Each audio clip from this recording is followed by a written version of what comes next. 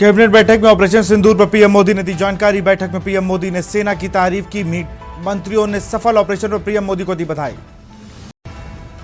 Operation सिंदूर पर PM Modi का पहला रिएक्शन, देश के लिए गर्व का पल।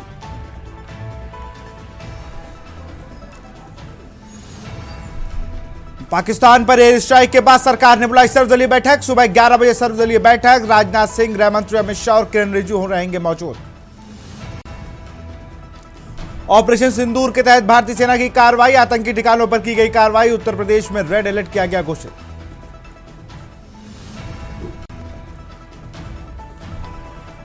ऑपरेशन सिंदूर के बाद शुभम द्विवेदी के घर पहुंचे यूपी विधानसभा अध्यक्ष। शुभम द्विवेदी के परिजनों ने की सरकार की सराहना। सरकार की कार्रवाई से देशवासियों में खुशी की लहर। पीएम मोदी और सेना का धन्यवाद कर खुशी मना रहे लोग। आप देख रहे हैं के न्यूज, खबरों का सारथी।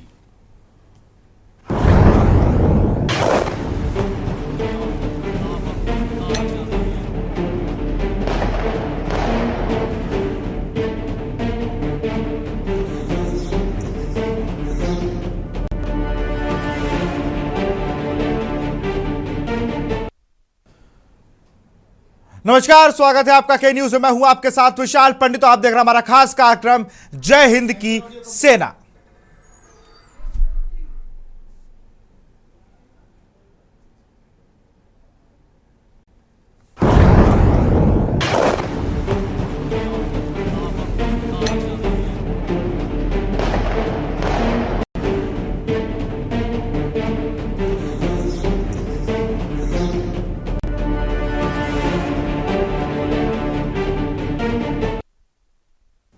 आखिरकार भारत ने पाकिस्तान के आतंकी संगठनों के खिलाफ जवाबी दी है। इंडियन एयरफोर्स ने मंगलवार रात 5:05 पर पाकिस्तान और पीओके यानी पाक अधिकृत कश्मीर के भीतर एयर स्ट्राइक की।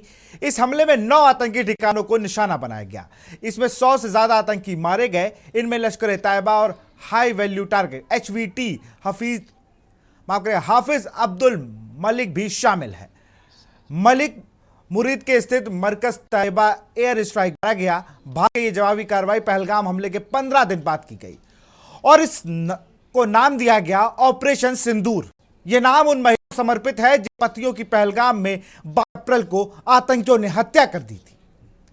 इस बीच पाकिस्तान के रक्षा मंत्री ख्वाजा आसिफ ने कहा कि पाकिस्तान अपनी हिफाजत करता है, लेकिन भारत रुक जाता है तो हम भी रुक जाएंगे। पाकिस्तान के इंटर सर्विसेज पब्लिक रिलेशन यानी ISPR के डायरेक्टर लेफ्टिनेंट जनरल अहमद शरीफ चौधरी ने कहा कि भारत ने 24 मिसाइलें दागी हैं। अल्लाह इनको गारक करे। हिंदू पलीद ने मस्जिदों को निशाना बनाया है।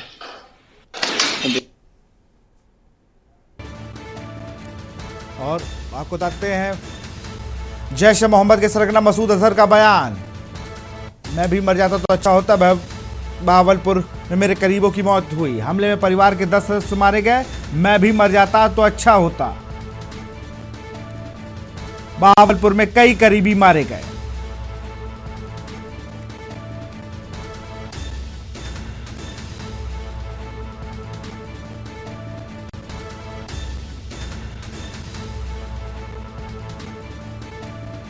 चुन चुनकर आतंक खत्म। आतंकी सरगना अब्दुल रऊफ खत्म। मसूद अजहर की बड़ी बहन की मौत। मौलाना कशफ का पूरा परिवार खत्म। आतंकी अजहर का खानदान खत्म।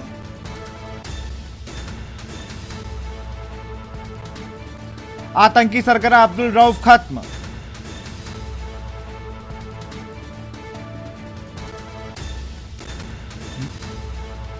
मौलाना कशफ का पूरा परिवार खत्म।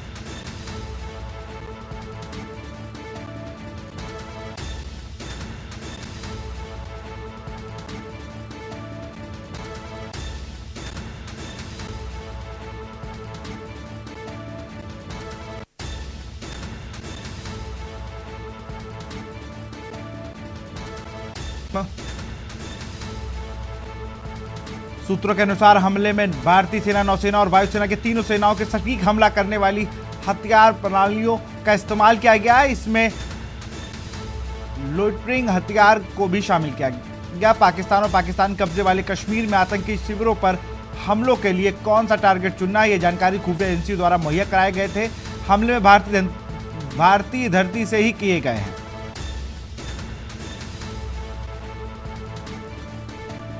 भारत ने कैसे चुना? सूत्रों के अनुसार हमले में भारतीय सेना, नौसेना और वायुसेना के तीनों सेनाओं की सटीक हमला करने वाली हथियार की प्रणाली को ही अपनाया गया है।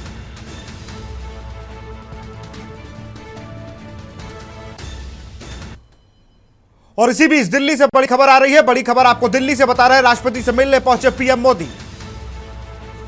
ऑपरेशन सिंदूर की जानकारी देंगे पीएम।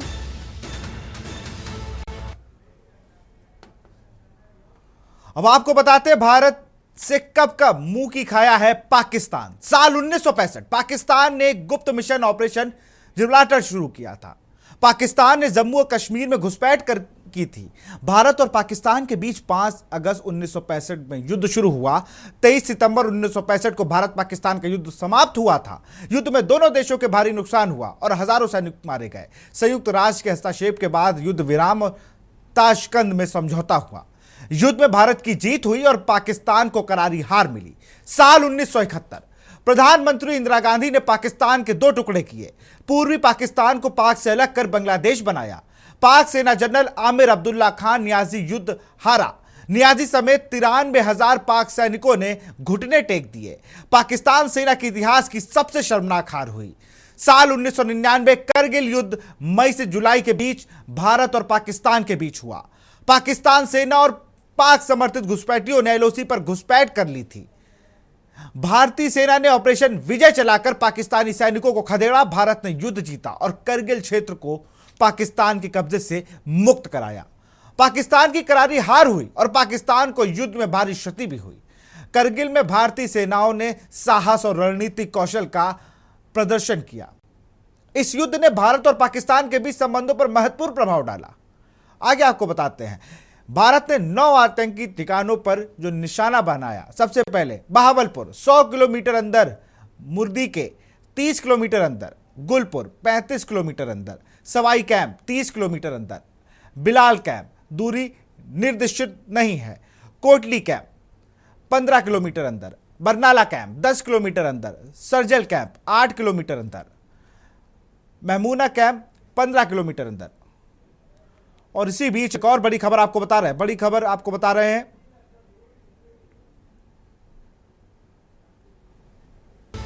आतंकी मसूद अजहर की चिट्ठी आई सामने।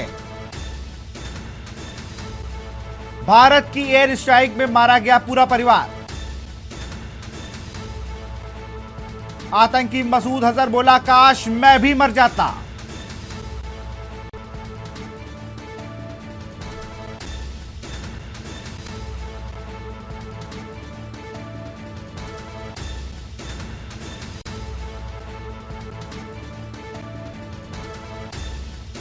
भारत की एयर स्ट्राइक में मारा गया पूरा परिवार।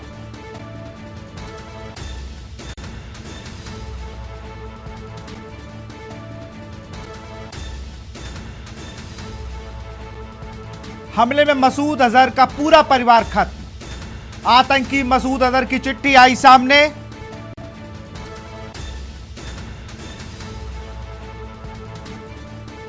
भारत की एयर स्ट्राइक में मारा गया मसूद अजहर का पूरा परिवार। आतंकी मसूद अजहर बोला, काश मैं भी मर जाता।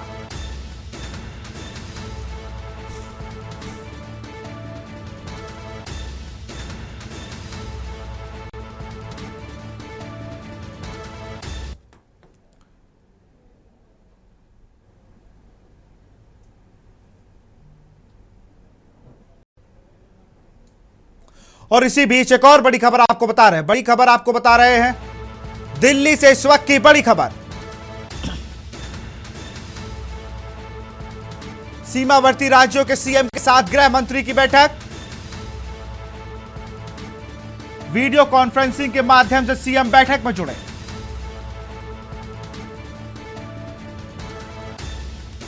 सीएम योगी, सीएम धामी भी बैठक में मौजूद। दिल्ली से इस वक्त की बड़ी खबर आपको बता रहे हैं।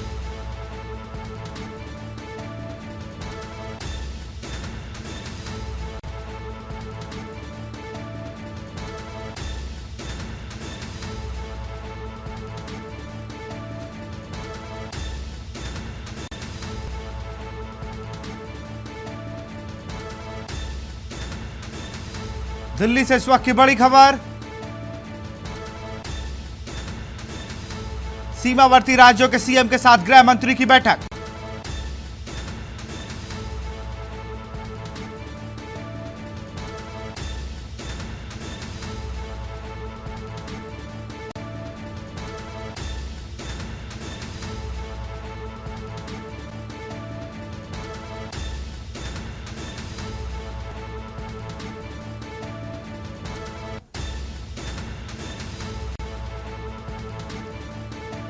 वीडियो कॉन्फ्रेंसिंग के माध्यम से सीएम बैठक में जुड़े।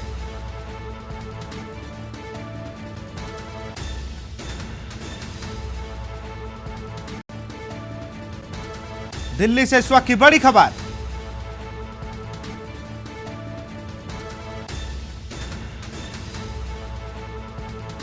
सीमावर्ती राज्यों के सीएम के साथ गृह मंत्री की मीटिंग। वीडियो कॉन्फ्रेंसिंग के माध्यम से सीएम बैठक में जुड़ेंगे।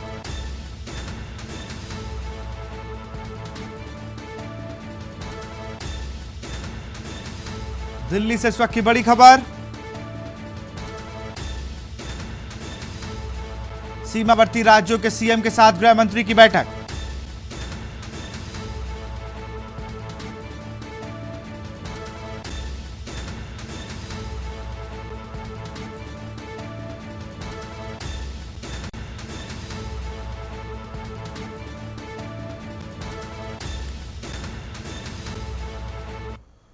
जय हिंद की सेना। जब रात में सब लोग अपने सोने की ओर बढ़ रहे थे या कई लोग सो भी गए थे, तब 1:05 पर जो लोग सोशल मीडिया चला रहे होंगे उन्हें अच्छे से पता होगा कि पहला वीडियो कौन सा अपलोड हुआ।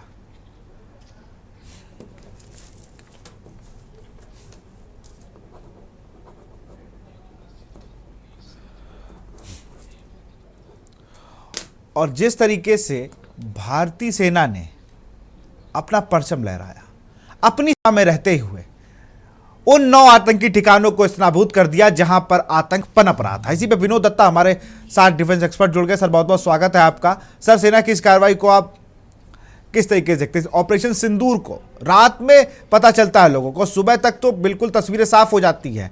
इस बार ना कोई सबूत मांग पाएगा ना कोई सबूत ढूंढ पाएगा। सबको पता है कि एयर स्ट्राइक हुई और आतंकी ठिकाने स्नाबूद किए गए। हाँ बिल्कुल, देखिए ये बहुत ही सर्जिकल और सोची समझी रणनीति के हिसाब से ऑपरेशन प्लान किया था। और क्योंकि मोदी साहब ने देश को ये आश्वासन दिया था और खासकर उन फैमिलीज को जो पहलगाम में शहीद हुए कि इसका बदला लिया जाएगा, और वही उन्होंने करके दिखाया है। और इसका नाम ऑपरेशन सिंदूर बहुत ही अप्रोप्रिएट रखा है, क्योंकि जो माँ बहनों की जो सिंदूर उजड़ गया था उसको रिस्टोर करने के लिए और पाकिस्तान को सबक सिखाने के लिए ये किया गया है। और ये बहुत ही सफल, प्रिसीशन और इफेक्टिव ऑपरेशन था, जिसमें उनके जितने मरकज थे वो सारे तबाह कर दिए गए हैं। उसकी काफी लीडरशिप जो थी दहशतगर्दों की, उस पर काफी असर पड़ा है। तो इन सब चीजों को मद्देनजर रखते हुए ये बहुत ही सक्सेसफुल ऑपरेशन है।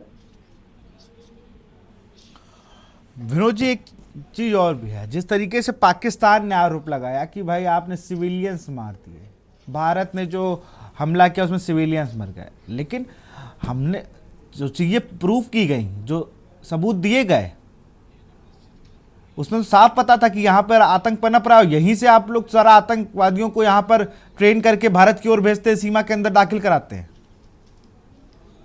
400 काटर वो वहाँ पढ़ा रहे हैं, मदरसा चला रहे हैं, उनको तैयार कर रहे हैं दहशतगर्दी के लिए।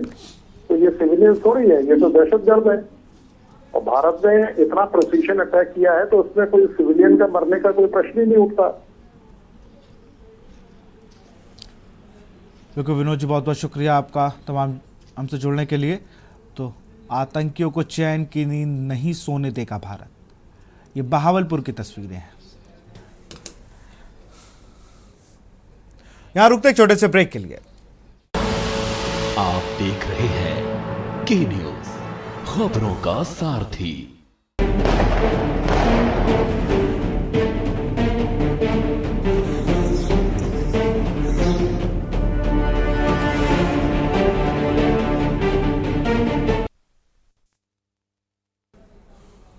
ब्रेक के बाद आपका स्वागत है। हमारे साथ वरिष्ठ पत्रकार रजनीकांत वशिष्ठ जी भी जुड़ चुके हैं। रजनीकांत जी, बहुत बहुत स्वागत है आपका। सेना ने अपना परचम लहराया, सेना ने बताया कि क्यों हमें मजबूत सेनाओं में गिना जाता है, क्यों हम मजबूत सेना है, क्यों 140 करोड़ भारतीय हम पर भरोसा करते हैं। अगर आप हमारे 25 निर्दोष लोगों को मारेंगे, आप हमारी जमीन पर आकर आतंकवाद को बढ़ावा देंगे, आपको यह लगेगा आप बच के चले जाएंगे, तो यह आपकी गलतफहमी है। हम अपने ही घर पर खड़े होकर आपके 100 किलोमीटर तक के रेडियस को कवर करके वहां पर आतंकी संगठनों के जो फैक्ट्री बना रखी थी शहबाज शरीफ और कंपनी ने, उसको इस्तेनाबूद करने का दमखम रखते हैं और किया भी है। तभी आतंकी कह रहा कि काश मैं भी मर जाता। आज उसको अपने परिवार की चिंता सता रही है। खुद तो सेना के हेडक्वार्टर्स में जा घुसा और परिवार को छोड़ दिया, तब उसको परिवार की चिंता नहीं सताई। ये वही परिवार के लोग हैं जो लगातार आतंकवादियों को ट्रेनिंग दे रहे थे, जो बता रहे थे कि मजहब सब कुछ है, मजहब के नाम पूछकर लोगों को मारना है, लोगों का माइंड वॉश कर रहे थे। आज कार्रवाई हुई तो भाग खड़े हुए हैं। रजनीकांत जी, देखिए, भारत ने सर्जिकल उरी सर्जिकल स्ट्राइक के बाद में पूरी दुनिया को ये बताने की कोशिश की है कि अब वो गांधी जी वाला जो फंडा है कि अगर कोई आपके गाल पर थप्पड़ मारे तो आप दूसरा गाल भी आगे कर दीजिए, नहीं चलेगा। अगर आप गलत तरीके से, अन्यायपूर्ण तरीके से, बर्बरता से और कायरता के साथ हम पर, अगर हमारे अवाम पर, हमारे लोगों पर यदि आप हमला करेंगे, तो अगर आप एक थप्पड़ मारेंगे तो हमको ऐसा जबरदस्त घूसा मारना आता है, और ये हमने करके दिखा दिया। भारतीय सेना हाईली प्रोफेशनल सेना है, ये भी दुनिया को पता चल गया कितने प्रिसीजन के साथ वो काम कर सकती है, कितने प्रिसीजन के साथ में वो हमले कर सकती है और अपने दुश्मनों को धूल चटा सकती है, ये भी उसने बता दिया।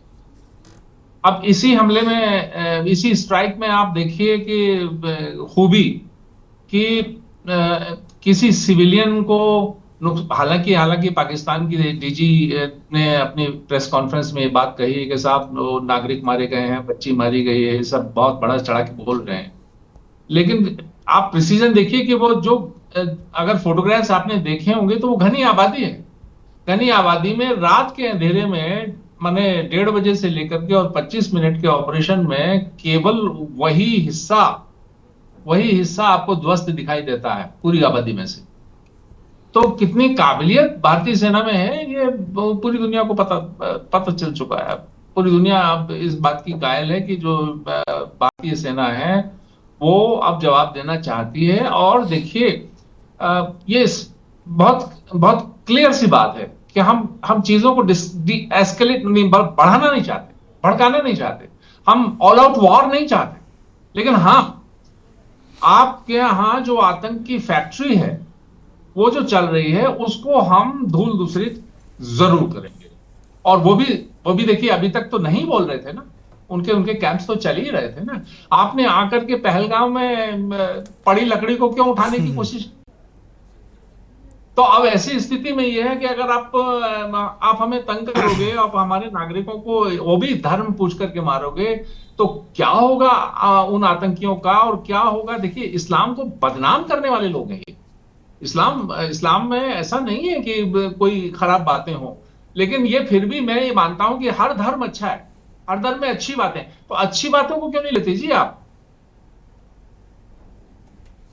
तो आतंकवादियों को समूल नाश करने का जो बात मोदी जी ने कही, बीच में ऑपोजिशन पार्टीज आपने देखा होगा वो बेचैन होने लगी, ये कुछ नहीं कर पाएंगे, बस कह रहे हैं। लेकिन इस तरह के ऑपरेशन में जैसे होता है ना कि शरीर के किसी हिस्से में अगर कैंसर हो जाए तो आप पूरे शरीर को तो नहीं मार देते हैं ना, आप उस हिस्से की सर्जरी करते हैं, उस हिस्से की शल्य क्रिया करते हैं जहां कैंसर है। तो जो कीमोथेरेपी करनी थी भारत को, वो उसने 25 मिनट में कल करके दिखा दी। तो कुल मिलाकर मैं ये कहना चाहूंगा कि अब कम से कम पाकिस्तान को, भाई अब ये भी तो है ना, आप आतंकवादियों को पाल रहे हो और आप आतंकवादियों को मार भी नहीं पा रहे हो। तो आप नहीं मारोगे तो जैसे अमेरिका ने ओसामा बिन लादेन को मारा, तो ऐसे हम भी वो दम रखते हैं, या इजराइल ने जिस तरह से हमास को बिल्कुल सफाया किया, वो दम अब हम भी रखते हैं। और मैं तो सर उस चीज से, जो लोग कहते हैं ना 14 दिन हो गए, 15 दिन हो गए, तो जिन्होंने क्रिकेट खेला होगा उनको एक बात पता होगी कि अगर आपको गैप में चौका मारना है तो बैकफुट में आना पड़ता है, बैकफुट पे आके ही आप गैप निकाल सकते हैं। तो अगर थोड़ा और बैकफुट पे जाना कोई गलत बात नहीं है, देखिए थोड़ा टाइम लिया, चिन्हित किया और एक्शन कर दिया, और जिसका ये सब लोग झेल रहे हैं। अब पाकिस्तान रात से ही बता रहा है कि भारत ने ये कर दिया, भारत ने वो कर दिया। भाई आप ये तो बताओ वो लोग थे कौन, अगल बगल की बिल्डिंगों को नुकसान क्यों नहीं हुआ, टारगेटेड बिल्डिंग ही क्यों, उस पर नहीं बोल पाए कि आपके हेडक्वार्टर में आतंकी क्यों है। वर्ल्ड का 50 लाख का आतंकवादी है जो वो बैठा हुआ है आपके हेडक्वार्टर में, और आप लोग सोशल मीडिया पे, आपसे ही कहा ना यूएनएससी ने कि आप भड़का रहे हो युद्ध को। आपके लोग सोशल मीडिया हर जगह कहते हैं ना कि हम चाय पीने के लिए बुलाएंगे। आपने इंडिया हाउस के पास बाहर किया ना प्रदर्शन, आप लगातार इंडिया के पराक्रम को छेड़ रहे थे। आपने हमारे यहां घुसकर 25 लोगों को मारा ना, निर्दोष, और अपने ही धर्म के लोगों का। और धर्म नहीं, इन लोगों का कोई धर्म होता ही नहीं है। ये तो सिर्फ कि भारत में हिंदू मुस्लिम साथ कैसे रह रहा है ये नहीं देखा गया इनसे। अब कश्मीर में लोग रोजगार क्यों कर रहे हैं ये नहीं देखा गया इनसे। ये पत्थर क्यों नहीं चला रहे कि भारत में वो कुछ ऐसी परिस्थितियां हो रही थी, चाहे वक्फ बिल का मसला हो या वो हो, तो उन्होंने कहा ऐसा करेंगे अगर तो भारत के अंदर ही हिंदू मुसलमान हो जाएगा। लेकिन अब पाकिस्तान खुद दोहरी मुसीबत में फंस गया है। वो कह रहा है कि हम इसका जवाब देंगे जी, तो जवाब दीजिए ना, India is waiting for that. आप जवाब दीजिए, कम ऑन। हम उसको अगर जवाब दिया तो फिर झेलोगे, और जवाब नहीं दिया तो अपनी आवाम को झेलोगे। बुरी मुसीबत में फंस गया है, आसान नहीं है। आओ आप हम पे हमला तो करो, हमने जो करना था बिल्कुल हमने वो करना। और आप तो सिर्फ दूसरों के कंधों पे चल रहे हो। जी दो देशों के अगर आपका हाथ हट जाए तो आप अपने आप पानी भी नहीं ला पा रहे हो ना। आप तो पेट्रोल मांग रहे हो, ब्रेड दूसरों से मांग रहे हो, टमाटर दूसरों, और हम लोग को बताते हो कि हमारा उत्पादन रोक दो। तुम क्या रोकोगे भाई, तुम्हें तो कई देशों ने रोक दिया है। एक पीएम पाकिस्तान अकेला हो गया। और कल ट्रम्प का सबसे पहले वहां पर शाम को अमेरिका में 6 बज रहे थे जब ये पूरा हादसा हो, यहां पर जिस तरीके से एयर स्ट्राइक की गई, तब कहा डोनाल्ड ट्रंप ने कि मुझे पता था ये होगा, लेकिन खत्म जल्दी हो जाए, और फिर वो चले गए। अगर इतने ही तुम्हारे करीबी थे शहबाज शरीफ के, तो तुम अपने परिवार को लंदन में क्यों रखते हो अगर इतने ही बड़े देशभक्त हो तो। जी पूरी आर्मी जो कमांडर्स हैं उनके भी बच्चे सब कोई नहीं रहता वहां पाकिस्तान में। सिर्फ पाकिस्तान की आवाम को, जिसको बरगला के, जिनके बच्चों को बरगला के तुम हमारे पास भेजते हो, और फिर हम उनको भी कहीं भेज देते हैं। हम लोग किसी को अपने पास रखते ही नहीं। अब शाहिद अफरीदी क्रिकेटर है, बहुत फैन हुआ करते थे उनके भारत में, वो कह रहे हैं कि हम चाय पीने थोड़ी बैठे हैं। तो अब आइए आप सामने, अजहर अली, मोहम्मद आमिर, आइए आप लोग सामने आइए ना। आप लोग सिर्फ कहते हो चाय पीने नहीं बैठे। अरे भाई चाय भी ले लो, चाय पत्ती, दूध सब हमसे ले लो, आओ तो सामने तो आओ, अपनी सेना को बुलाओ, अटारी बॉर्डर पर बंद दरवाजे के पीछे मत चिल्लाओ, बाघा बॉर्डर पे खड़े होकर सामने आओ। वो कुम्हड़बतियां हैं उनकी बस। सिर्फ सोशल मीडिया पे शेर मत बनो। हम लोग सोशल मीडिया पे लोग कह रहे थे, मैं देख रहा था तमाम लोग भारत से भी, इंदिरा गांधी होती, फला होते। अरे ठीक है, समय लगता है, वो दौर दूसरा था, ये दौर दूसरा है। बिल्कुल तब यूएन का बिल्कुल। इतना इंटरफेयर नहीं था। बकायदा नरेंद्र मोदी रात में बात कर रहे हैं लोगों से, देशों को, चाहे वो रूस हो चाहे अमेरिका हो, हर जगह उन्होंने बताया कि हमने ये कार्रवाई क्यों की है। अगर नहीं करेंगे तो हमारे निर्दोष लोगों को मारा जा रहा है, हमारे देश को बरगलाने की कोशिश की जा रही जो उनसे सटा हुआ है। जी बिल्कुल। दूसरी बात, भारत जो है ग्रोइंग इकोनॉमिक टाइगर भी है।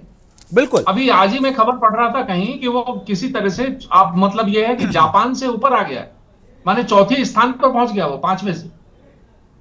आज ही की खबर है। ठीक है, बहुत स्लो है ग्रोथ, बहुत मामूली अंतर रह गया है, लेकिन एक भारत आज की तारीख में एक उभरता हुआ स्ट्रॉन्ग कंट्री है।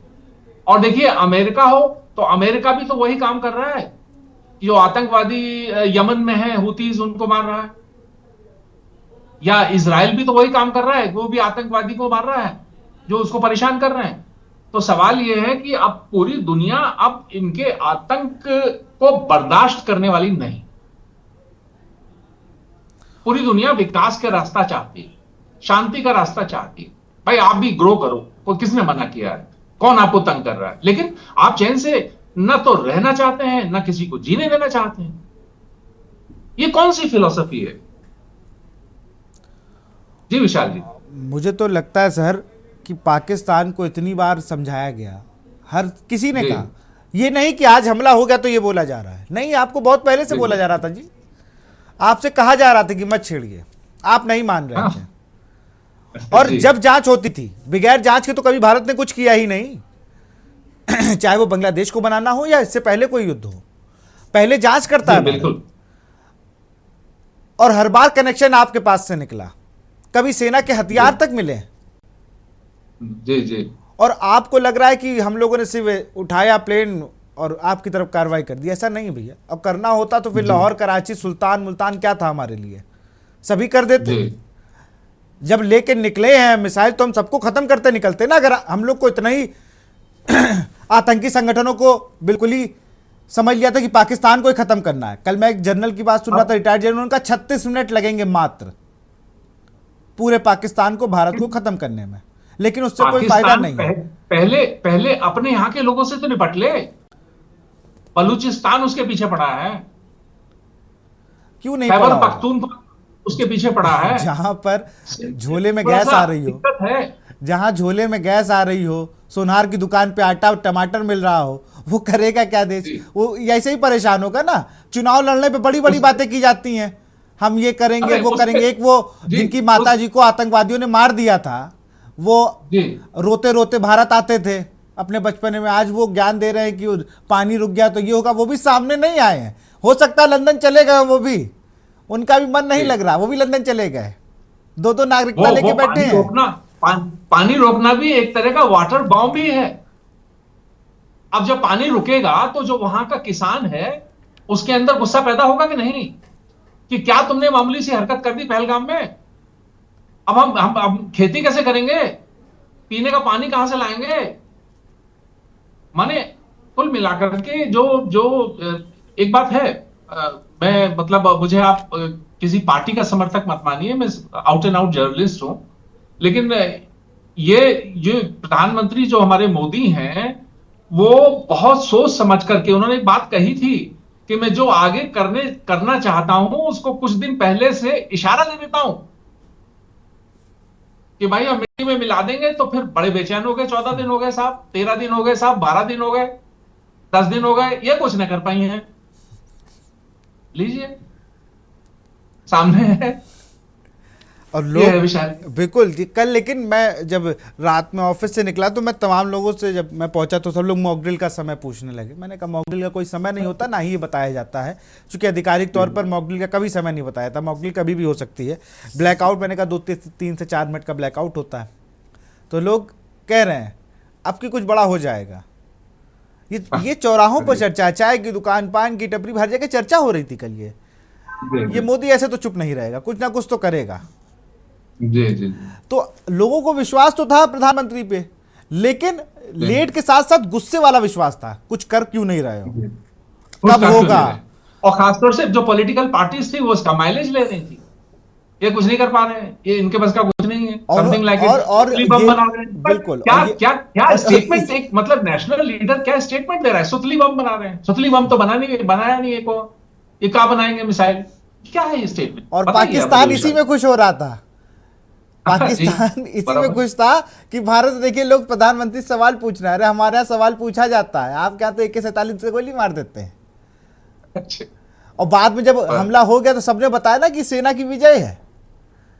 पाकिस्तान, अब बहुत चीजें मैंने देखी, जब इंडिया चैंपियंस ट्रॉफी हारी पाकिस्तान से तो अटारी बॉर्डर पे, उस तरफ वाघा बॉर्डर जो इनका हिस्सा है, वहां पर आकर अजहर अली अपने आप को बता रहे थे कि मैं वर्ल्ड का टाइगर हूं, और भारत के प्रशंसकों को चढ़ा रहे थे। मैं जब अभिनंदन को ले जाया गया तो उनके गिलास चाय के बना के बताया गया, देखिए चाय पिला के छोड़ दिया हमने, ठीक, मान गए। बहुत सी चीजें आप करने लगे, आप हर जगह जाके कहते हैं कि हम भारत की गीदड़ भपकियों से नहीं डरेंगे, बड़े बड़े शब्दों का चयन चल रहा है। बिलावल भुट्टो कह रहे हैं कि झेलम में खून बहेगा, मतलब जनता को रिझाने के लिए और सत्ता पाने के लिए। कुछ नहीं है तो भारत को बोलने लगो। अरे तुम अपने देश में आटे की व्यवस्था करो, अपने देश में टमाटर लाओ, आलू लेके आओ, और तुम कहते हो हमने परमाणु बम खिलौनों के लिए नहीं रखा, तो जिसके लिए भी रखा है रखे रहो तुम, लेकिन पहले आटा दाल चावल की व्यवस्था कर लो। यहां बहुत है, तुम्हारे यहां नहीं है, युद्ध चला तो भूखों मर जाओगे, हमारी गोली कारतूस सब बचा ही रह जाएगा। किसी मेरे मित्र ने, विशाल जी, एक जी। कविता लिखी थी, उसकी कुछ लाइनें मुझे याद आ रही हैं। जी, हम चाहते अमन है, हम चाहते अमन है, मगर जंग के खिलाफ, अगर जंग लाजमी है तो फिर जंग ही सही है। तो वही स्थिति में अब भारत आ चुका है। अब वो जो है वो दोनों गाल पे थप्पड़ खाने वाला नहीं रहा। कुल मिलाकर की बात ये है, इसने, इस स्ट्राइक ने ये साबित कर दिया। और पिछली दो स्ट्राइकों में तो अभी तक जो है वो सबूत मांग रहे थे लोग बाग।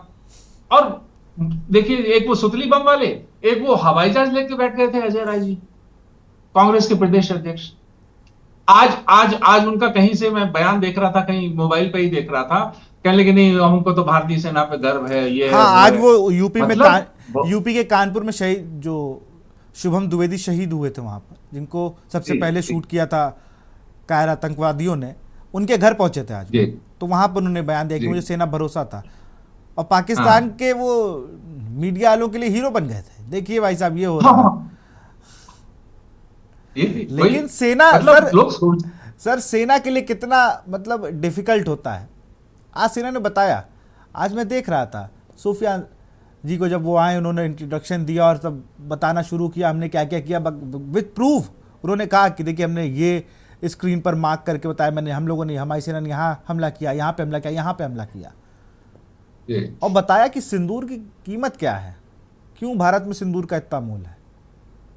आपने लोगों से ये कहा कि सरकार को बताइए, वहां सेना ने अपने ऊपर ली ये बात, अब तो बचाने की स्थिति में नहीं है। हर नहीं, आप भविष्य के लिए अब समझ जाना चाहिए, और नहीं समझेंगे नहीं तो समझेंगे तो फिर लाहौर में भी प्लॉटिंग होगी सर, और कुछ नहीं होगा इससे ज्यादा। मैं आपको बता रहा हूँ, होगा वही। नहीं, ये सब लाहौर में प्लॉटिंग ना हो, लेकिन ये तो तय है, मुझे लगता है ऐसा, जैसे मैं कोई विशेषज्ञ नहीं हूं, लेकिन विशेषज्ञों को जो सुनता हूं, जो वो कह रहे हैं कि बलूचिस्तान के लोग अब किसी भी कीमत पर पाकिस्तान के साथ नहीं रहना चाहते। वो जो खैबर पख्तूनख्वा वाले पश्तून लोग हैं, वो किसी भी कीमत पर पाकिस्तान के साथ नहीं रहना चाहते। और भले बिलावल भुट्टो चाहे जो बयान दे, जो कुछ कहें, लेकिन सिंध के लोग भी अब जो है बेचैन हैं। बहुत सारे लोग यहां से, भारत से गए सिंध में, वो आज भी मुहाजिर कहलाते हैं, उनकी संख्या काफी है। लेकिन सवाल यह है कि अब पहले अपने देश को संभाल लो भाई।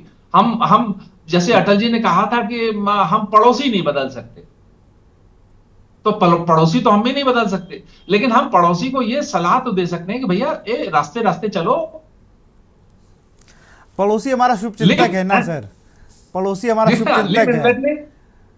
पड़ोसी हमारा इतना शुभचिंतक है, कभी भी हम कुछ शुभ करने जाते हैं उसको चिंता हो जाती तो वो परेशान हो जाता है। वही मार खाएगा, बार बार मार खाएगा।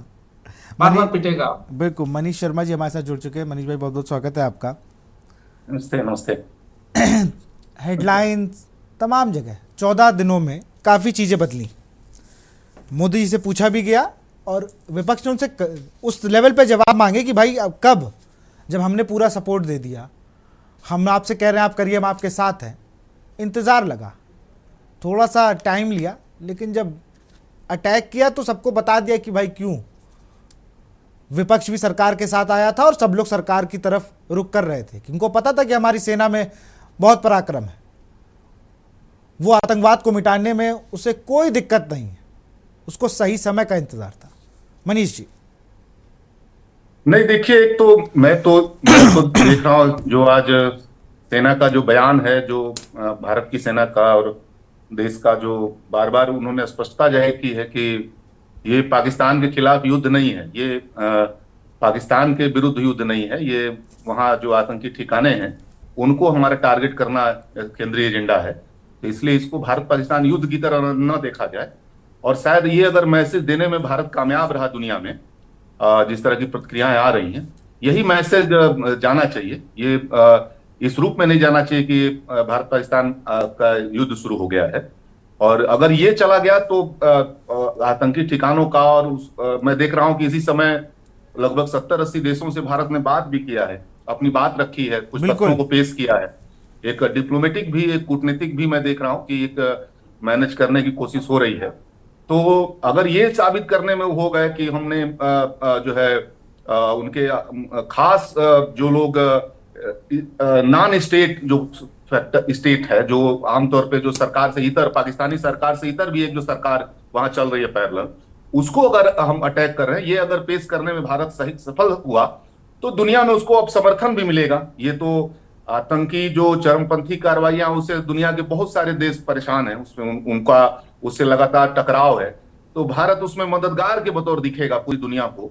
तो मैं तो इसको इसी रूप में देख रहा हूं। मेरा ये मानना है कि ये ज्यादा लंबा न चले, एक सीमित किस्म की कार्रवाई हो, एक सबक जैसा हो इस तरह की ताकतों के लिए, उनके सामने एक खास तरह का मैसेज जाए कि आप इस तरह से फ्री होकर के हम लोकतांत्रिक देश हैं, हम बहुत ही डेमोक्रेटिक देश हैं, हमने तय कर लिया है, दुनिया में तय कर लिया कि पहले हमला हम नहीं करेंगे। हम ये हमारा सिद्धांत है भारत का आमतौर पे कि हम अनावश्यक अटैक नहीं करते हैं। लेकिन ये भी मैसेज देना जरूरी था कि जो है, हम, इसका मतलब ये नहीं है कि आप लगातार इस तरह की अराजक कार्रवाइयां और इस तरह की निर्दोष लोगों के साथ इस तरह का आप करते हैं और हम चुपचाप बैठे। ये भी मैसेज देना था कि हम ये इस तरह से नहीं रहेंगे। तो वो मैसेज भारत ने देना शुरू कर दिया है और ये अच्छा है। बस इसके साथ साथ दुनिया भर से बातचीत का भी रास्ता खोले रखना चाहिए, संवाद का रास्ता खोले रहना चाहिए। पाकिस्तान एक फेल्ड स्टेट है, अगर इसको आप ध्यान से देखेंगे समझेंगे। इसके साथ एक संकट क्या है कि एक फेल्ड स्टेट है, उसमें कई तरह की ताकतें एक साथ काम कर रही होती हैं। वहां पॉलिटिकल जो फोर्स है वो सेंटर में नहीं रह पाता है। माने जैसे भारत में राजनीति कंट्रोल करती है, राजनीतिक सत्ता कंट्रोल करती है चीजों पे सेना, पाकिस्तान में उस तरह का राज्य, उस तरह का स्टेट, उस तरह का नेशन नहीं रह गया है। वो उसके कई सारी फोर्सेज काम करती हैं, एक दूसरे को उनका कोई आपस में कॉम्बिनेशन नहीं रहता है, बहुत सारी चीजें उनके साथ है। तो उनको तो उनके साथ थोड़ा युद्ध जैसा भी बात करनी पड़ती है। वो और देशों से केवल डिप्लोमेटिक बात चल जाती है, केवल कूटनीतिक बात रास्ते से चीजों को हल किया जा सकता है। लेकिन पाकिस्तान के साथ कई चीजें अपनानी पड़ती। तो कूटनीतिक तौर पे दुनिया से अलगाव में कैसे डाला जाए, जिसे ये एक पिछले दिनों पाकिस्तान को जो अराजक कंट्री के बतौर जो उसके लिस्ट में शामिल था, वहां से पाकिस्तान बाहर निकल आया है। ये भी समझने की बात है, जबकि उसकी कार्रवाइयां नहीं बदली, उसका कैरेक्टर नहीं बदला है, लेकिन वो एक इस तरह का स्टेट है, एक खराब देशों की लिस्ट जो बनती है दुनिया में, उसमें पाकिस्तान शामिल था। और अगर वो शामिल हो जाता उस लिस्ट में, तो उसको आर्थिक बहुत सारी मदद बंद हो जाती है दुनिया भर से। वो लिस्ट से वो बाहर आ गया है। तो हमको लगता है कि भारत को इस पे भी काम करना चाहिए कि दुनिया भर में उसको एक इस तरह का एक अराजक स्टेट की तरह उसको देखा जाए और उसको उस लिस्ट में शामिल हो।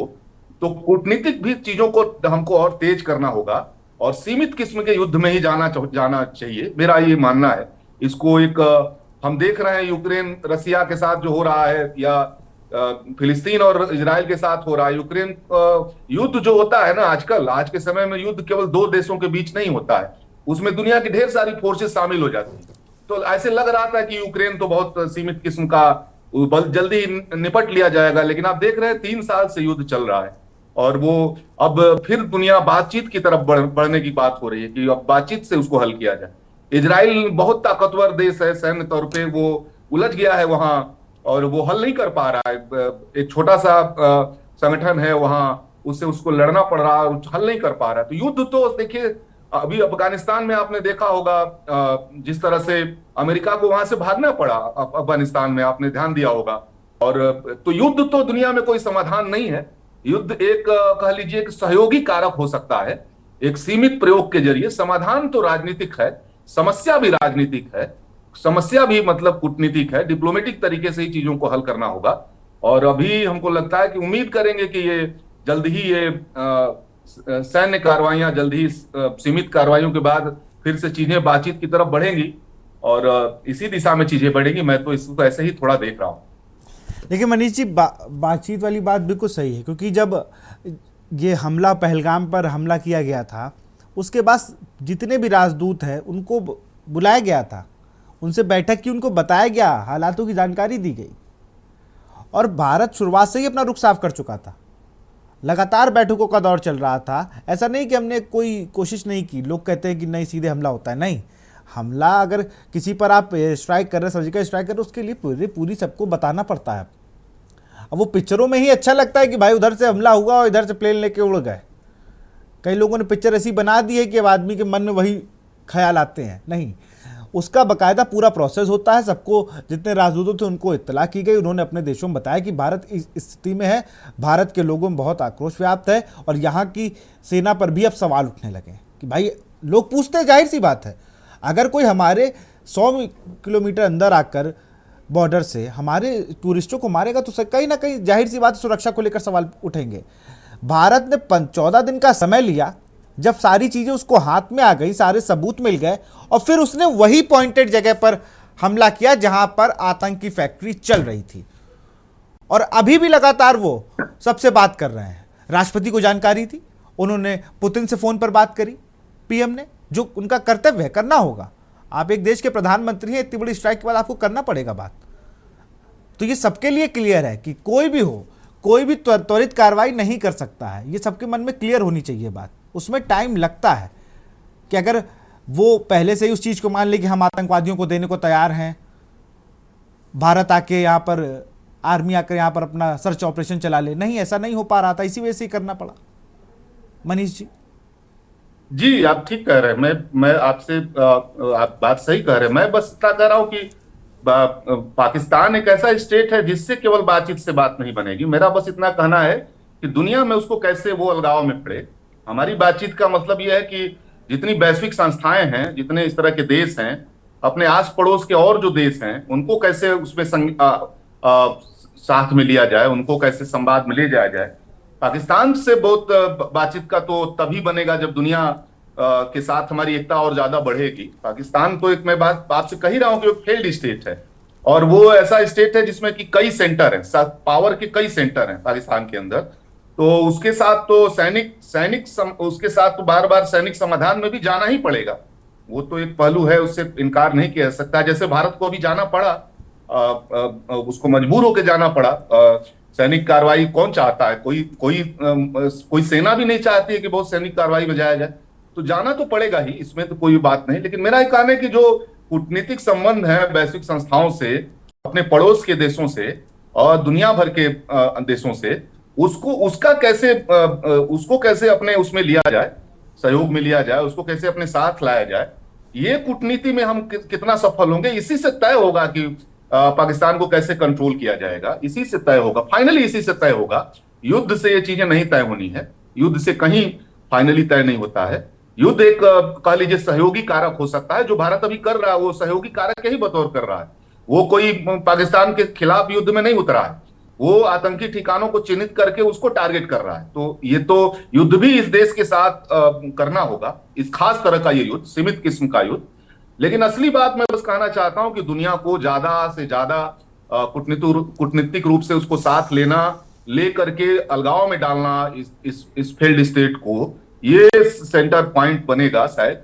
और भारत इस दिशा में बढ़ भी रहा है, मैं तो देख रहा हूं, मेरी जो अभी तक जो नजर है, मैं देख रहा हूं कि इस दिशा में बढ़ भी रहा है। और ये दोनों चीजें एक साथ हो रही है, ये अच्छी बात है। यही मैं भी आपसे कहना चाहता हूँ। बातचीत मतलब अब पाकिस्तान से बातचीत करना तो और मुश्किल ही है ना। वहां आप किससे बातचीत करेंगे? वहां सेना से बात करेंगे, वहां के पॉलिटिकल नेतृत्व से बात करेंगे, वहां के किससे बात करेंगे? वहां बहुत मनीष जी, बात दिक्कत ये है ना कि अगर आप सेना से बात कर रहे हैं तो पता चला सेना के प्रमुख अभी प्रधानमंत्री का दर्जा प्राप्त है उनको, तो पता चला सेना का ही आदमी पलट गया, फिर कोई पॉलिटिकल आदमी प्रधानमंत्री बन गया, उसकी अलग अपनी सोच है। वो पहले मत्था टेकने चीन जाएगा, वहाँ से आएगा, फिर वो 2-3 बातें बोलेगा, फिर उसको लगेगा कि हमने अब भारत को ये कर दिया है। वो लोग बातचीत से सुनने वाले हैं ही नहीं। इतनी बार वार्ता हुई। जी बिल्कुल, आप ठीक कह रहे हैं। इसलिए मैं कह रहा हूं कि वहां तो बातचीत के लिए भी कोई एक सेंटर नहीं है जहां बातचीत किया जाए इस तरह का। और कई सेंटर है जो एक दूसरे को डैमेज करने की भी कोशिश करते हैं। एक अराजकता का शिकार है वो देश जो है, और बहुत अराजक स्थितियों में है। और बहुत आप देख रहे हैं कि इस समय जबरदस्त आर्थिक राजनीतिक क्राइसिस में है वो बल्कि उनको अपना ध्यान भी हटाना था। असल में अपने अंदरूनी क्राइसिस से, अपने संकट से उनको ध्यान भी अपना हटाना था। अपनी देश की जनता को जवाब नहीं दे पा रहे थे। अपनी जो इकोनॉमी की जो वहां हालत है, वहां जो अराजकता है, कई राज्य जो अभी वहां जो सारी वहां सिंध से लेकर के बलूचिस्तान से लेकर के बहुत तनाव चल रहे हैं। देश जो आप देखेंगे पॉलिटिकली भी वहां विपक्ष के बड़े लीडर को जेल ठीक है में मनीष जी, आप मनीष जी और रजनीकांत जी दोनों लोग हमारे साथ बने रहे। फिलहाल यहाँ वक्त है छोटे से ब्रेक का।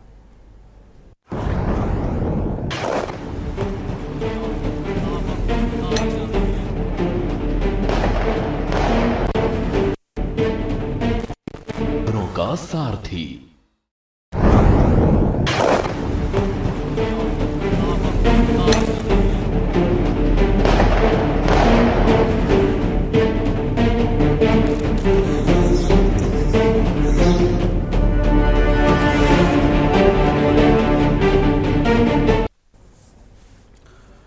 ब्रेक के बाद आपका स्वागत है। हमारे साथ रजनीकांत वशिष्ठ जी लगातार जुड़े हुए हैं, उन्हीं का रुख करेंगे। रजनीकांत जी, हम लोग जब देखते हैं पाकिस्तान और भारत के संबंधों को, हम पढ़ते भी कि पाकिस्तान ने हमारे साथ पाकिस्तान ने हमेशा धोखा देने का प्रयास किया।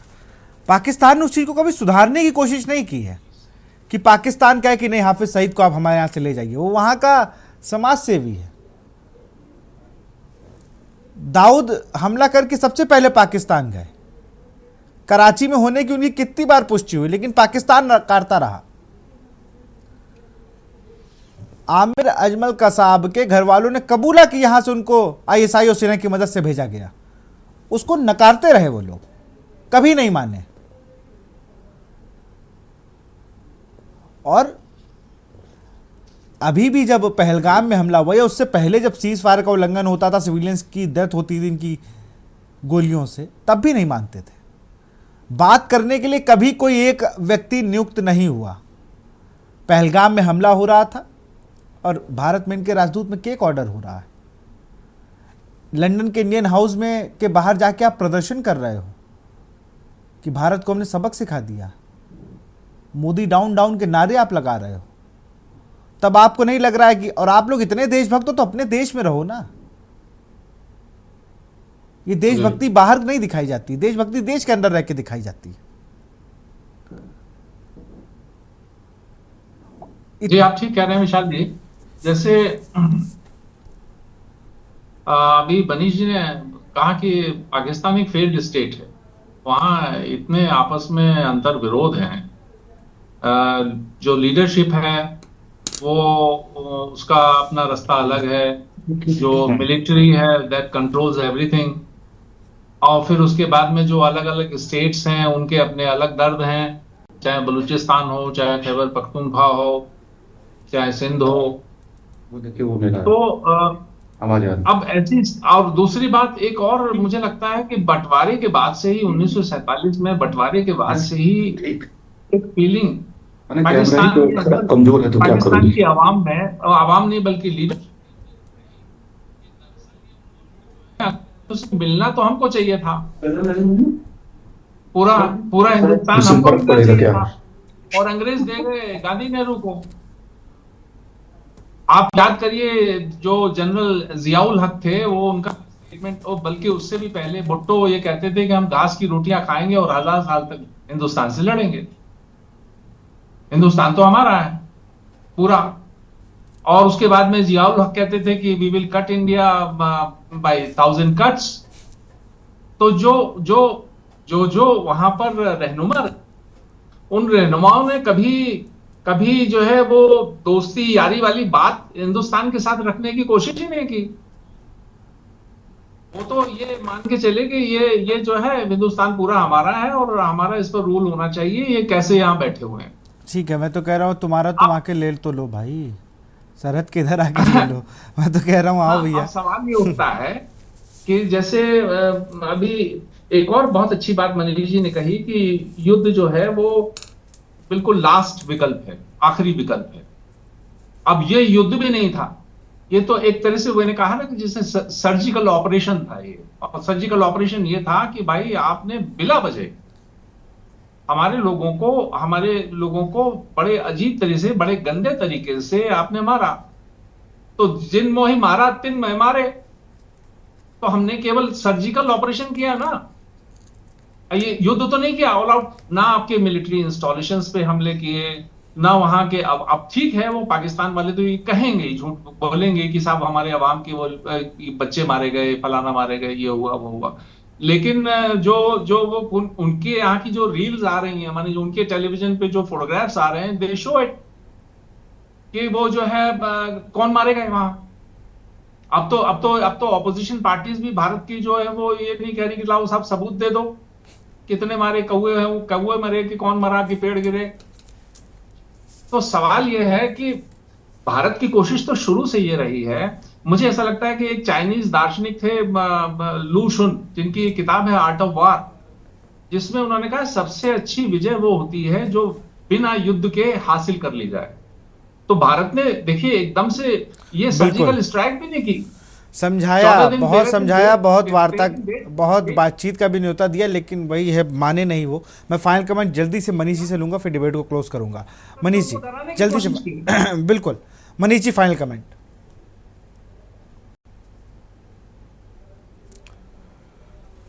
मनीष जी अनम्यूट कर लीजिए।